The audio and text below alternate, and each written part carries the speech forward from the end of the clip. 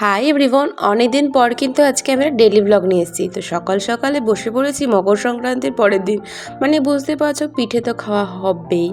আর এদিকে প্রিয়া করছে video call, ও গিয়েছিল পুরীতে। তো তারপর আমি খেয়ে নিলাম সকালে একটু ভাত, কারণ আগের দিন খাওয়া হয়নি। তো তারপরে গেছিলাম বাজারে চিকেন কিনতে, টুকটাক বাজার করতে। তো সেখান থেকে এই লজেন্সগুলো নিয়ে এসেছি। তো কারা কারা খেয়েছো, ছোটোবেলার কথাগুলো কিন্তু মনে পড়ে গেল আমার, জানো তো।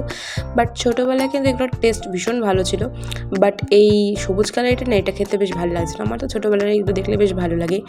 আর নিয়েছিলাম পেন, আর নিয়েছিলাম এই ট্যাম্পু। আর এই দেখতে পাচ্ছ আমি শুয়ে আছি, কারণ আমার পুরো মাথা ঘুরে চক্কর খেয়ে গেছে, কী বলবো, কারণ আমার গ্যাস হয়েছে। এই পিঠে খেলে কার না গ্যাস হয় বলো।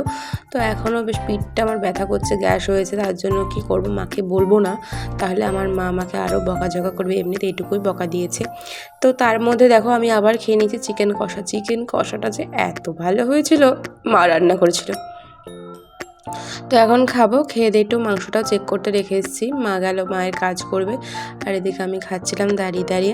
তো দুপুরে খাওয়াটা শেয়ার করতে পারিনি, কারণ আমি ভুলে গেছিলাম। তখন আমি ফোন দেখতে ভিডিও, কিন্তু আজকে পড়ানোটা হয়নি, আর এদিকে চিকেনটা হচ্ছে খারাপ।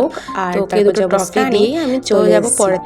তো এই যে বেরিয়ে পড়েছিলাম। তো আবার বাড়ি এসে আমি ভাত খেয়ে চলে এসেছিলাম মাঠে। এই দেখতে পাচ্ছ আমাদের বাড়ির সামনে। আগে কিন্তু এখানে তোমাদের জল দেখিয়েছিলাম, মনে আছে কেমন জল হয়েছিল? তো সেই ভিডিওটা না দেখলে তোমরা আমার চ্যানেলে দেখে আসতে পারো। আর আমাদের বাড়ির কাছে কিন্তু ওই কীর্তন হচ্ছে, তার জন্য এরকম একটু আওয়াজ তোমরা পেয়েই থাকছো।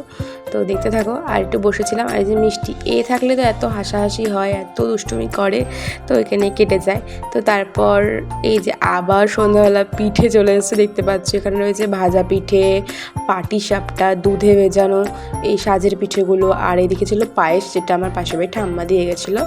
তো ঠিক আছে, চলো খাওয়া দাওয়া করি। আবার আমার এটা খেয়ে আমার আবার গ্যাস হয়েছে। আর এই পায়েসটা খুবই সুন্দর হয়েছিল।